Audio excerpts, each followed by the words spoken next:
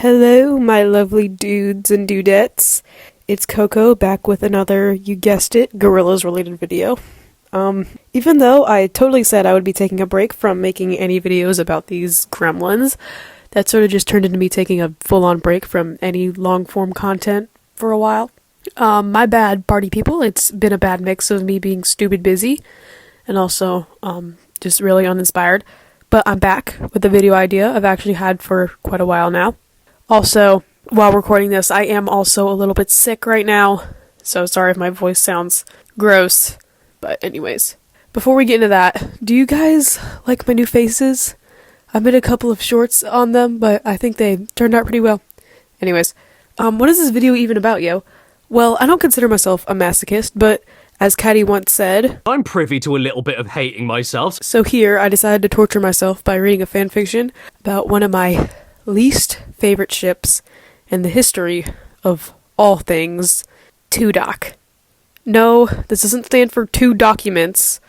This is a ship between the Cartoon Gorillas members, 2D and Murdoch. For the record, I don't like any combination of ships of the Gorillas characters. I've always considered these characters more of like a messed up type of found family, and just imagining them in any romantic context makes me feel gross on the inside, especially 2D and Murdoch. But sadly, the internet will do its thing and create stories like the one we have chosen today. Now look, if you like this ship, then I really can't stop you, but I also have the right to express my deep hatred towards this ship, which I will be doing. And I really don't want to waste time on explaining why I don't like this ship, since that's not really what this video is focused on, but just know there's no universe where you would find me enjoying 2D X Murdoch. With that out of the way, let's get on to the actual fanfiction I'm reading. Our story, born in the lands of Wattpad, is titled I Didn't Know, parentheses 2doc, by user bro that's cringe AF. Very fitting name. Okay, now of course, no hate to this user, by the way. They probably were young when they wrote this, and it really is just a harmless story. I'm not criticizing this writer as a person whatsoever. Anyways, our story takes place during Phase 3, aka Plastic Beach, which, if you aren't super familiar with Gorillaz lore, then basically, to make a super long story short, the band has been split up for a while, and then Murdoch was like, "Dude, we're getting the band back together!" And he finds a giant island of plastic in the middle of the ocean, which is fittingly named Plastic Beach, and he's like, yo, this is gonna be our new home/studio. Then he builds a robot replica of Noodle, kidnaps 2D, and replaces Russell with the drum machine, because screw him, I guess. And there's like way more going on, but that's all you really have to know for the purposes of this fic. It's a fairly short fanfic, being only around 24 minutes long, as cited by Wattpad. It's split up into 10 short parts. Each part has a title, which is based off a lyric from the song On Melancholy Hill from the Plastic Beach album. Me personally, if I was forced to write something like this, I would use the song to binge, but whatever. Okay, so I'm gonna go over the actual content of I Didn't Know with some footage of my live reaction sprinkled in every once in a while, and I'll give it my overall thoughts at the end. Cool, let's just jump right into this mess. Our first part is titled Are You Here With Me? And our story begins with 2D waking up inside of a suitcase, then busting free from said suitcase. He realizes he is on a strange pink island with no land for miles, aka Plastic Beach. Duh. And he notices that there is a travel tag labeled Murdoch Nichols attached to the suitcase. What a surprise. We then very harshly cut to Murdoch's perspective as he is waiting inside of, I guess, the kitchen portion of the Plastic Beach building thing. I don't know. I never got to play the web game. Anywho, he seems to have been waiting for 2D to arrive as he looks off into the horizon. Soon enough, he hears the thud of the suitcase opening, which I wouldn't think would be that loud. But whatever. He heads down to the beach to greet 2D, and that concludes our first part. I told you these were really short. That's implying that, like, Murdoch is taller than... Wait, hold up. Causing the young man to look up at him. The younger man to look up at him. That's... Okay, so Murdoch is not taller than 2D. Like, at all. 2D's like, what, like 6'2"? He's over 6 foot. I know that. And then Murdoch's like 5'7". He's itty bitty. So yeah, that's not lore accurate. The second part, titled There's a Plastic Tree, starts with Tootie asking Murdoch where the heck they are, and Murdoch tells him, "We're at Plastic Beach, stupid. We, live here now. Oh, and we gotta record a song at this exact very moment for some reason, so come on." And Murdoch leads Tootie into the Plastic Beach recording studio, and that's it for part 2. The small green man inside. So it's implying that Murdoch is younger than Tootie, which is not true.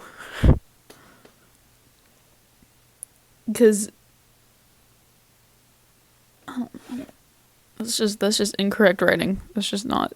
Part 3 is titled Does Anybody Know Love?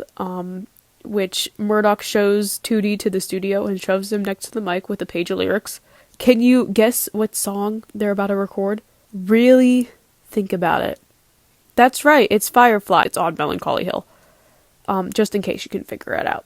Murdoch starts playing the music and Tootie starts singing the lyrics until he physically can't read Murdoch's god-awful handwriting anymore. He gets Murdoch's attention and is like, "I can't read your chicken scratch, bro." And Murdoch is like, "Shut up, I'm gonna kick your ass, show me the paper." But once he sees it, he's like, "Damn, I need some calligraphy classes, we'll finish this up tomorrow." Which they 100% do not finish it up tomorrow, and Murdoch then drags Tootie into his little underwater room area and locks him in it. Yeah, so that's just really funny to me that Murdoch, immediately just was like, "Okay, Tootie, I got you on this island. You're probably exhausted from, however long you were passed out for inside of that suitcase, but we're going to, immediately make you sing." That sounds like something he would actually do. So I guess that's not too out of character. Part 4 is where stuff starts to get a little weird, and is titled "'Cause You Are My Medicine." And Tootie has just been staring at the ceiling for the past couple of hours and now feels like he's getting a headache. He starts screaming because of the pain, like the little weakling he is, and soon enough Murdoch enters because Tootie was just that loud, I guess. Murdoch gives Tootie some mystery pills and Tootie chills for a second, putting his face into the pillow. Then, for no reason, Murdoch reaches out to caress Tootie, I guess, but thankfully he stops himself and is like, "No, that's gay, bro. I can't keep thinking about these homo urges." What the what am I doing? He thought to himself. What the are you doing? Honestly, bro. That's gay as you homosexual. Part 5, yay, we're halfway done, is titled Then You Come With Me, which isn't actually what the lyric is. It should be Then Come With Me. There isn't a you. Anyways, Murdoch left Tootie's room, and Tootie then fell asleep. And after a while, he wakes up, obviously, and then starts banging on the door and yelling for Murdoch since he's, locked in. Soon enough, Cyborg Noodle opens the door, and Tootie starts getting all up in his feels, thinking that it's the real Noodle. He tries to hug her, but then she WWE style slams him on the ground. Murdoch comes down to see what all the commotion is, and Tootie asks him, "Yo, what the heck is wrong with Noodle?" And Murdoch is all like, "Oh yeah, the real Noodle is still probably dead or something, but I needed a guitarist, so I made a cyborg Noodle." Tootie is rightfully disturbed by all this and starts yelling at Murdoch. This turns into Tootie hitting Murdoch, which Murdoch tries to make him stop, but he just, can't. So you want to know the genius idea Murdoch has to stop Tootie? Let's take a guess. A, he calls for help. B, he starts fighting back. C, he runs away. He kisses him. He kisses Tootie. He puts his mouth on Tootie's mouth. What else am I supposed to say? It's explained later that Murdoch just did this to shut Tootie up, which I guess it worked. But it doesn't help with the gay thoughts that he now has to repress. Okay, so when he saw the chance, he quickly leaned in, and his lips collided against Stuart's. So our man's first thought of action. You're getting attacked. You're getting attacked, okay, and you can't stop him. Okay, he's like a foot taller than you. Okay, he's throwing punches into your chest. Okay, what do? You kiss him. It's the obvious solution. You just start making out with him. You just start shoving your tongue down his throat, guys. What is this? What am I reading? The next part, part 6, is titled Another Dream, and it starts with them still sucking on each other before Tootie falls backwards on the ground. Tootie is rightfully extremely confused because what kind of defense mechanism is kissing your attacker? But Murdoch is just like, let's go eat, loser, and walks to the lift. Tootie follows, and after a very awkward elevator ride, they make it to the kitchen or whatever.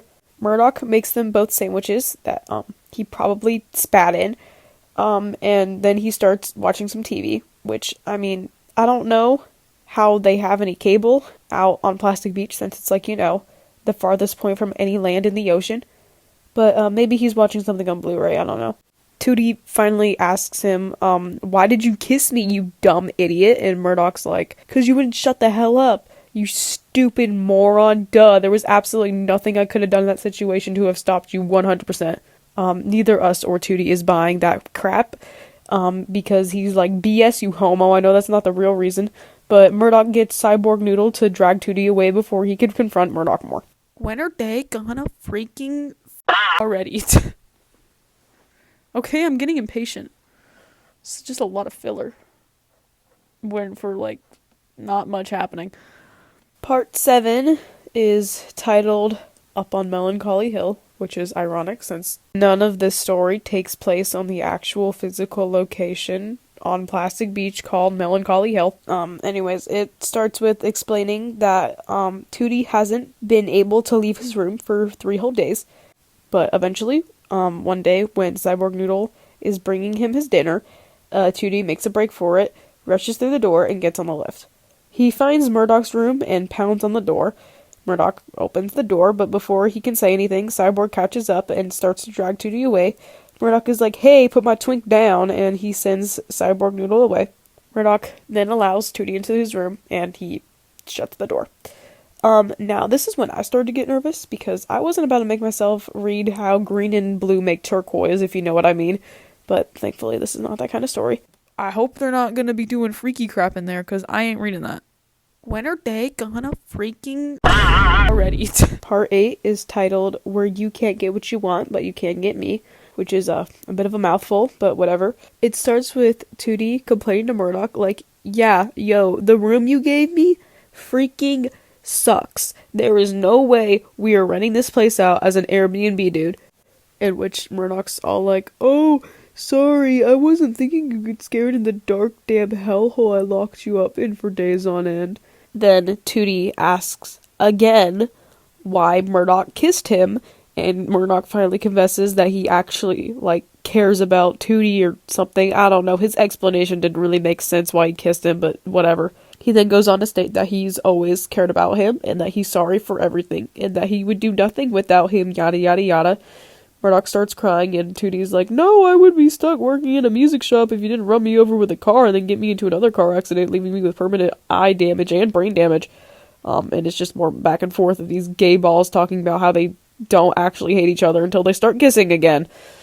Gross. Stuart moved closer to the bassist, putting his hands on his back and rubbing it gently. Muds, that's not true. It's not just you. I'd be stuck working in the bloody music shop if it wasn't for you. You would also still have your eyes and not be concussed and not be trapped on an island and not be mentally and physically abused every day. So, you know, just thinking right here. But you know, you do you, I guess. Part 9 is next, and thank God we're almost done with this thing. Hold on tight, because a lot happens. It's titled Just Looking Out for the Day, and it starts with Tootie waking up in Murdoch's bed with Murdoch's arms around him. That should be me. I guess they fell asleep together, but they still have clothes on, so that's a good sign. Tootie gets up and tries to find something to eat, but I guess their Aldi delivery order hasn't come in yet, because there's nothing in the cabinets. Tootie just has to starve, I guess, and goes wandering around until he comes back to Mud's room. By the way, that entire sequence added absolutely nothing to the plot. He feels a little chilly when he enters and goes to Murdoch's closet to find a sweatshirt or something, but instead finds a bunch of screens with security camera footage. One of the screens shows Murdoch's bedroom, which gives Tootie the ick, I guess. Because when Murdoch wakes up and asks Tootie what he's been doing, Tootie asks him why he's been spying on him. Murdoch says it was to make sure that Tootie didn't off himself, and Tootie gets all butthurt by Murdoch saying that he needs a singer, because he thinks that's the only reason why Murdoch wants him here now, which completely contradicts everything they said last night, but whatever. Also, out of all things Murdoch has done thus far, why are we so upset about this? Anyways, Tootie's like, oh, since you only want me as a singer, let's go finish the song, which seems a little counterintuitive to me, but whatever, and Tootie storms off to the recording studio with tears in his eyes. Murdoch follows, and once they get in there, they start recording, and since Tootie couldn't read Murdoch's god-awful handwriting, he makes up the last half of the lyrics on the spot. What, do you expect Murdoch to not be a stalker? He's a kidnapper, he ran you over with a car, he's tried to kill multiple people, including a 13-year-old, which I guess he didn't try to kill her, but he almost killed her. I mean, he kidnapped you, like, more than once, so I don't understand why you're so surprised by this information. Oh yay, we're on the last part 10, which is titled When You're Close to Me. Murdoch is, stunned by Tootie singing, but Tootie's like, talk to the hand, cause the face don't want to hear it, which makes Murdoch start crying, again, which, convinces Tootie to hear him out. Murdoch goes on another long-winded apology before finally saying that he loves Tootie. Oh my god, wow. And then Tootie starts crying too, and our two little twinks start hugging it out. They go back into Murdoch's room and start, cuddling, I guess, before Tootie says, I love you, bro, and Murdoch says, I love you too, bro. And, yeah, that concludes our tale. Yay. Yay, we finished reading. I didn't know. Yay.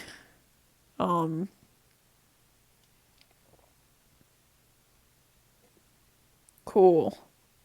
Okay, now for my end thoughts. Is this story bad?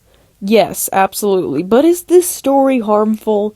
No, I would say it's just really inoffensive. As much as I joked around about how awful this story is, it's really nothing to write home about. It's cringe and hard to read at times, sure, but I mean, it's mostly just fluff. This story is as threatening as a puppy. Getting into the real nitty-gritty, the downfall of the story, and with majority of fan-made depictions of Toodoc, is just how desperate it is at trying to redeem Murdoch and paint him as this secretly caring guy, when, especially in this phase, he's just not. This is all coming from a diehard Murdoch fan, by the way. Plastic Beach is the phase where Murdoch is at his morally and mentally worst, and trying to write his extremely severe past and current wrongdoings, especially towards Tootie, as just mistakes really takes me out of this story and any similar. However, I really can't hold this fic accountable for not being character accurate because it's literally fanfiction. It's not trying to be accurate.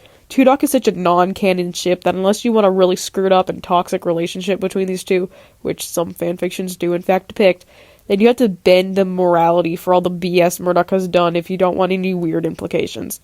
And bend the sexual orientation of Tootie. I'm sorry, there is nothing you can do to convince me that this man likes other men. This is the straightest twink I've ever seen. Anyways, all of that to say, I didn't know is like a billion other Toodoc fics. It's not exceptionally good, obviously, but I mean, it's really not that exceptionally awful either. It's bad, yeah, but like I said, there's no wars breaking out over this thing. I mean, I kind of chose this fanfiction because I knew it would mostly just be fluff. I really didn't want to make a video about a fic with any topics I'm not equipped to talk about. Anyways, would I recommend this fic? Hell no. Unless you like mildly torturing yourself like me. And, if somehow the person who wrote this is watching this video, then, I hope you're doing well as a person. And, keep doing what you enjoy doing, man. Alright, that about wraps it up for this video. I hope the wait wasn't too long. Also, I will of course be doing a Phase 8 art style analysis video after the album comes out and more official art has been released. But yeah, I'm very excited for The Mountain. I think it's going to be one of their better, more recent projects. I hate to say it, I was really not the biggest fan of Cracker Island. But, I think The Mountain has some real potential to be something great. Anyways, I hope you guys like this video, and if you're not subscribed, then you should totally do that. And yeah, that's all I have to really say. So, stay cool, guys. Bye.